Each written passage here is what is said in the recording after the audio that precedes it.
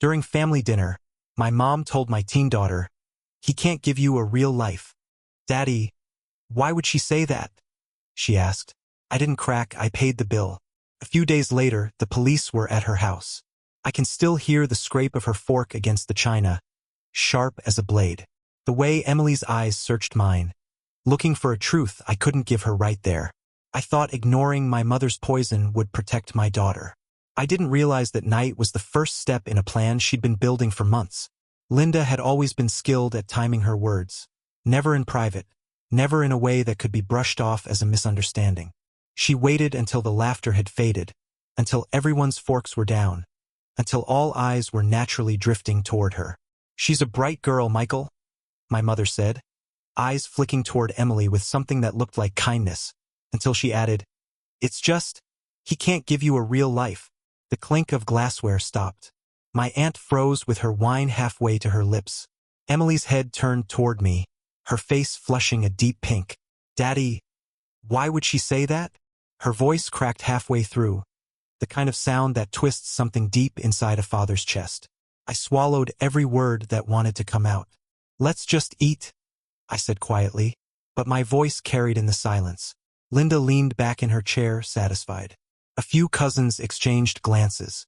My brother suddenly found his plate very interesting. Nobody defended me. Nobody stopped her. Emily pushed her plate away. She kept looking at me like I was supposed to fix this right there, right now. Instead, I reached for the check, slid my card to the waitress, and forced a smile that didn't touch my eyes. On the drive home, Emily was quiet for the first 5 minutes, staring out the window at the blur of streetlights. Then she said it. "She told me before that she could give me a better home." I gripped the steering wheel so tightly my knuckles ached. "When did she say that?" "A couple of weeks ago.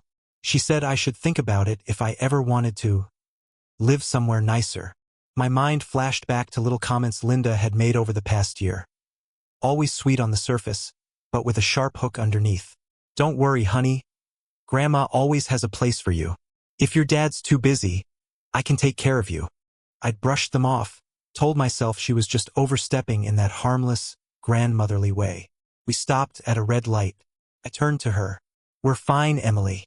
You and me, we're fine. Okay?" She nodded, but I could see the doubt in her eyes.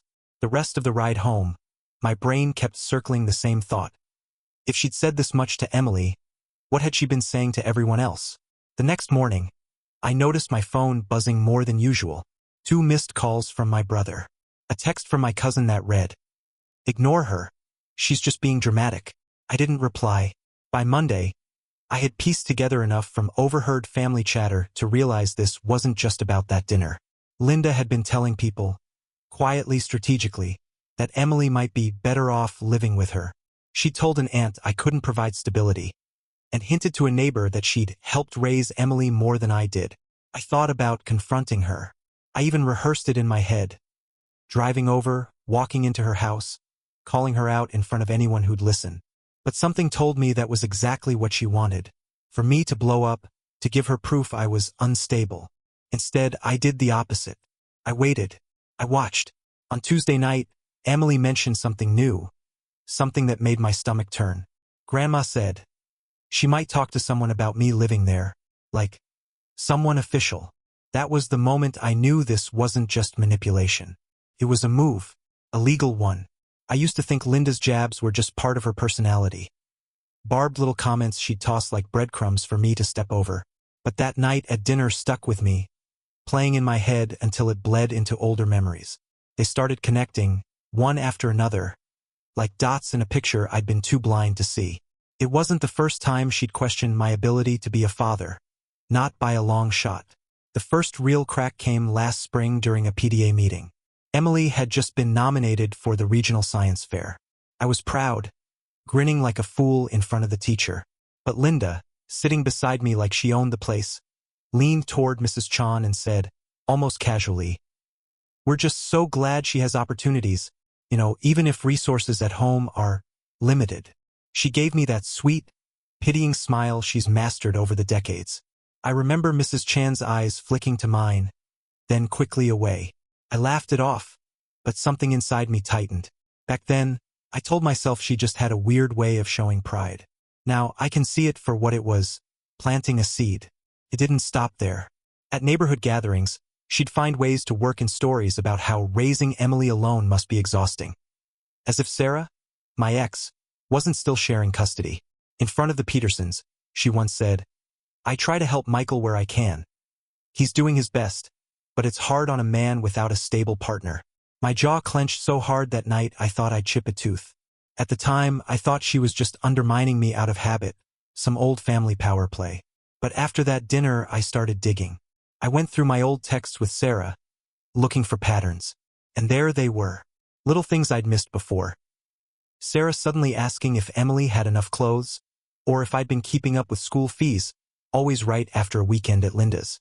One text from Sarah months back stood out. Linda said Emily seemed withdrawn. "Is everything okay?" That one stung. Not just because it wasn't true, but because I could hear my mother's voice in the wording. One night, as I was tucking Emily into bed, she hesitated before speaking. "Daddy," she whispered. Grandma said, "If I ever wanted to live somewhere else, she could make it happen." She said I could have my own room and a phone. I froze. Emily's voice was small, guilty, like she'd just confessed to breaking something. I told her I didn't want to leave you, but she keeps saying things would be easier. I don't get why she says that. I sat down beside her, feeling the mattress dip under my weight. I wanted to tell her it was just nonsense, but the truth was clawing at me. This wasn't about petty digs anymore. This was a pattern, slow, deliberate, and aimed at eroding my place in my daughter's life. My mind went back to that PTA meeting, to the smirk she gave me after making me look small. Back to the dinner table, where she used my own daughter as a stage for her insult. And now, this. Promises. Gifts. The suggestion of a better home. It all pointed to the same thing. Linda wasn't just meddling. She was laying the groundwork. For what, I still wasn't entirely sure. But a custody grab. That was the shadow taking shape behind every conversation. Every sideways glance. Every whisper in Emily's ear. And I realized something else. If she'd been doing this for months, she was already further along in her plan than I wanted to believe. I didn't have the luxury of ignoring it anymore. By the time Monday rolled around, I couldn't stop replaying Emily's words in my head. Every sentence from Linda over the past year suddenly sounded like a chess move, and I was the piece she was trying to remove from the board.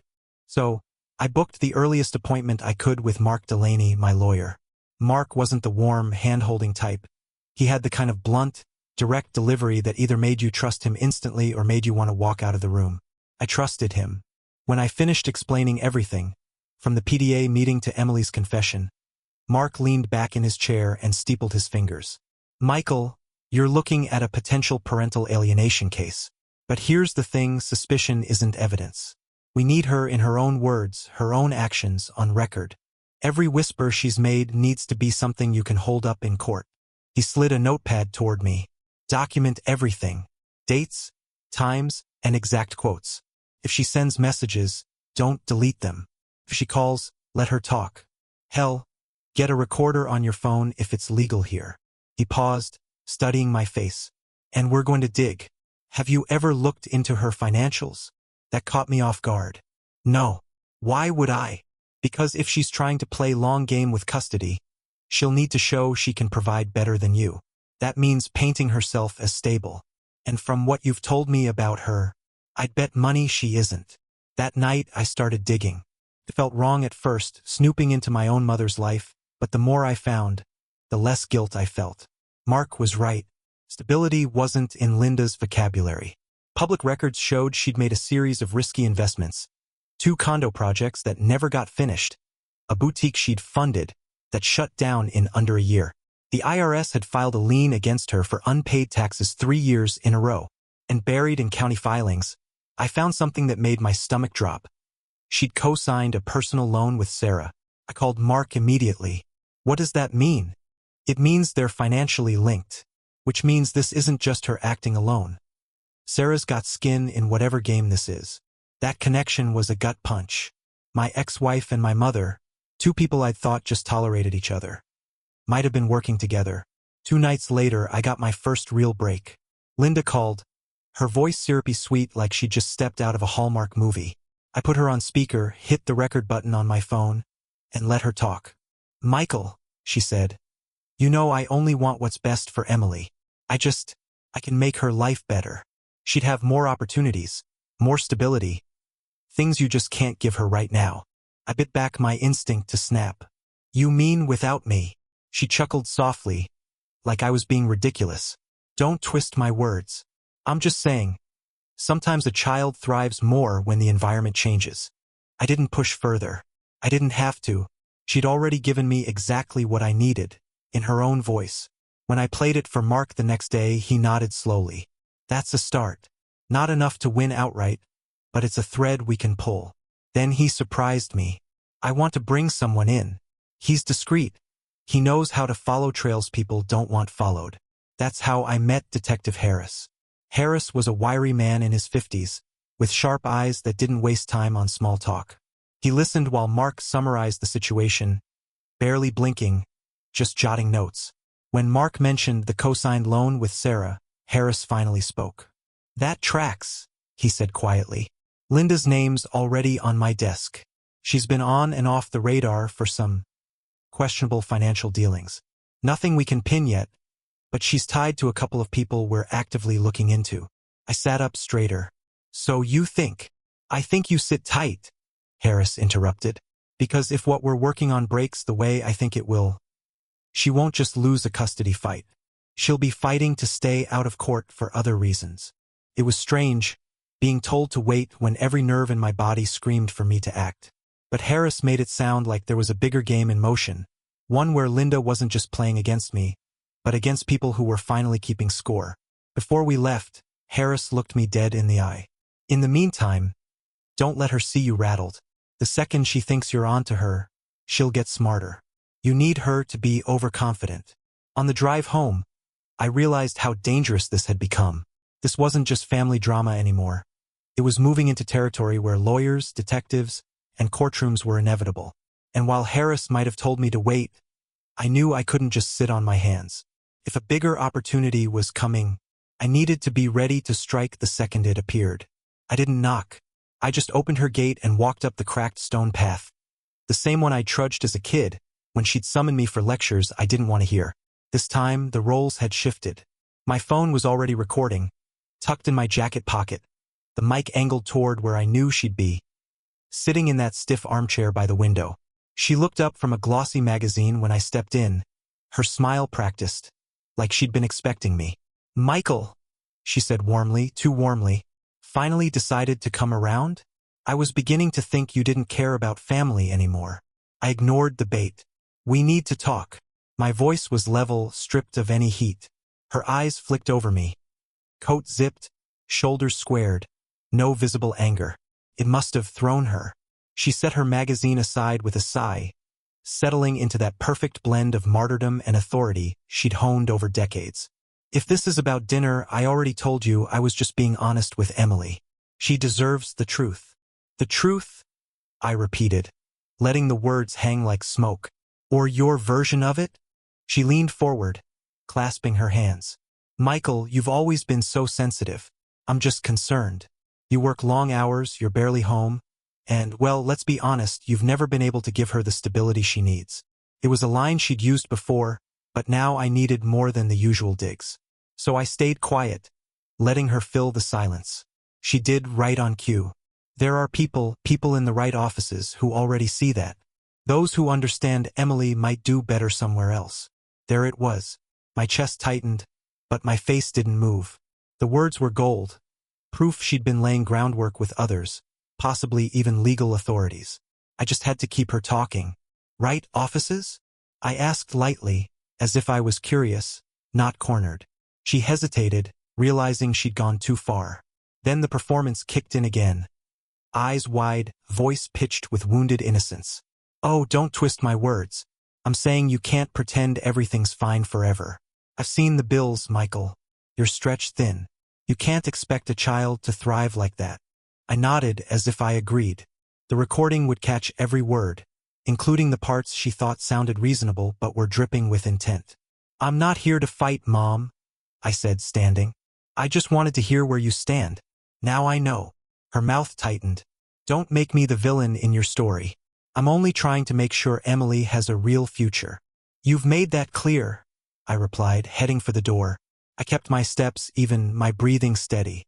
Inside, I was humming with adrenaline. She thought she'd just delivered another sermon. She didn't know she'd given me the sharpest weapon yet. Back in the car, I replayed the conversation in my head. Not the words, but the way she'd looked when she realized she'd slipped. The satisfaction was cold, steady. No shouting match, no slam doors, just facts on tape. It was past 10 when my phone lit up. Detective Harris's name glowed against the dark dashboard. I answered before the second ring.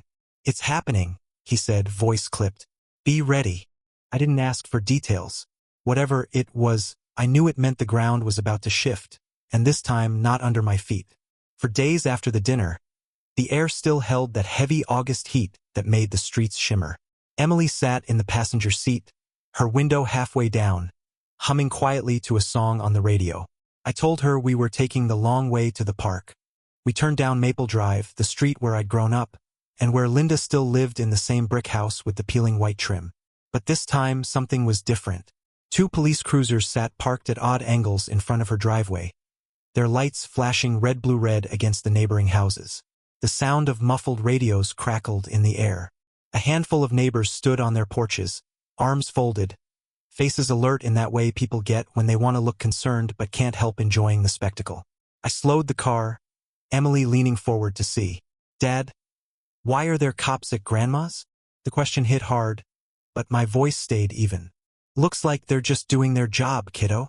As we rolled closer, I could see 2 uniformed officers stepping through the open front door. Another officer carried a clipboard, speaking to a man in plain clothes, Detective Harris. He caught my eye for a fraction of a second, then gave the smallest nod. The scene was quiet, no shouting, no handcuffs. Just that heavy, methodical energy of an official search.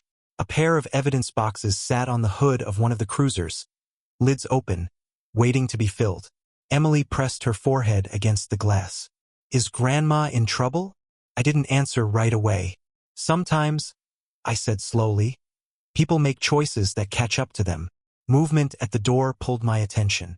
Linda stepped outside, pale as paper, her hair less carefully arranged than usual. Her hands were clasped tightly in front of her, knuckles white.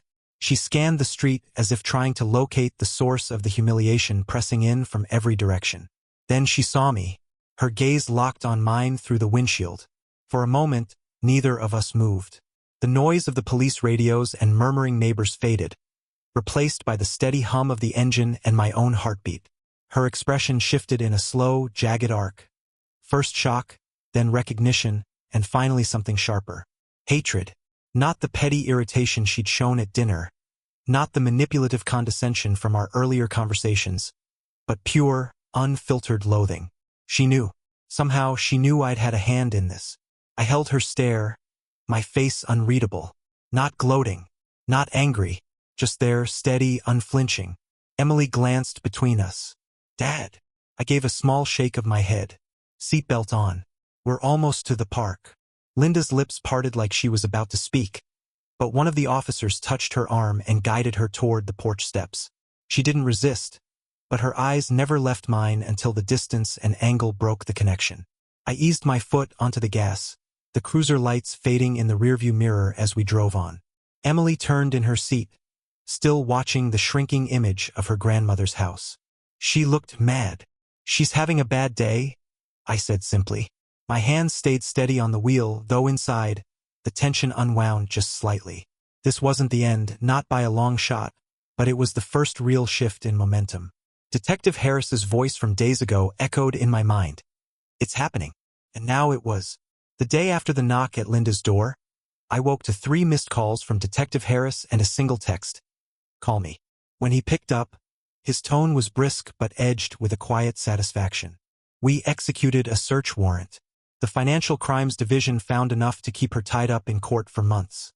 Maybe years. Fraud, tax evasion, and falsified property transfers. She's not going to have time to come after you. I leaned against the kitchen counter, letting that sink in. For weeks, I'd been playing defense. dodging her games, protecting Emily from her whispered poison. Now, for the first time, the field had shifted. What happens to her now? I asked. She'll lawyer up. She might make bail, but the financial freezes are already in place. And the co-signed loans with your ex-wife? Those are coming under review too. Whoever was backing her is going to cut their losses. I hung up, feeling that tight knot in my chest start to loosen. 2 days later, I saw Linda again, this time at the courthouse. She was coming out of a side door with her attorney, papers clutched in her hands. No makeup, hair pulled back, wearing the same clothes from the day of the search. She stopped when she saw me at the base of the steps. "You think you've won," she said, her voice low but sharp. "I think Emily gets to grow up without someone trying to twist her against her father," I replied. My voice was calm, measured. Her mouth tightened. "You're still unfit.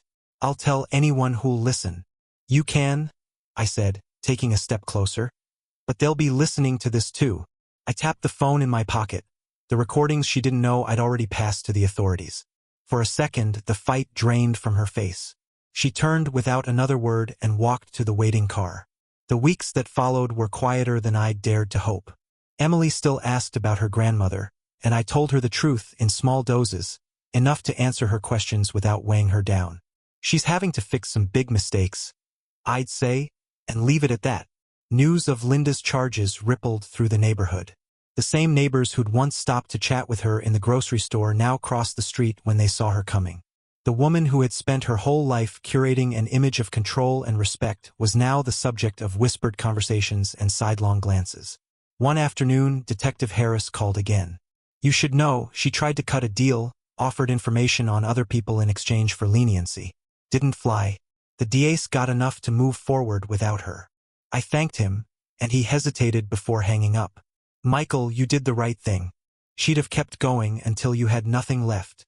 The final piece came 3 months later, when I received the official notice. Linda's petition for grandparent visitation had been withdrawn. Whether it was her choice or her lawyer's, I didn't care. It was done. That night, after Emily went to bed, I sat alone in the living room. No phone calls from lawyers, no late-night strategizing, no constant scanning of every message for traps. Just silence. I thought about all the little moments that had led here, the overheard dinner conversation, the slips in her voice during our talks, the recordings I'd carried like loaded weapons. Every step had been measured, deliberate. Waiting hadn't been a weakness. It had been the only way to win. 2 weeks before Christmas, Emily and I went to the park. She ran ahead to the swings, her laughter carrying in the crisp air. For the first time in months, I could stand there and feel nothing pulling at me from the shadows. I didn't see Linda again, but sometimes, when I drove past her street, I'd catch a glimpse of the house. Blinds drawn, driveway empty, and I'd remember the look in her eyes that day the police came. Shock, hatred, and, beneath it all, the faintest flicker of fear. Not of me, but of losing control. She'd lost it, and she wasn't getting it back. So, what do you think? Did Michael handle this the smartest way possible, or would you have gone straight at Linda from the start? And do you think she'll try to come back into Emily's life years from now? Or is she gone for good? Drop your take in the comments, and if you want more real, high-stakes betrayal stories, hit subscribe. You won't want to miss the next one.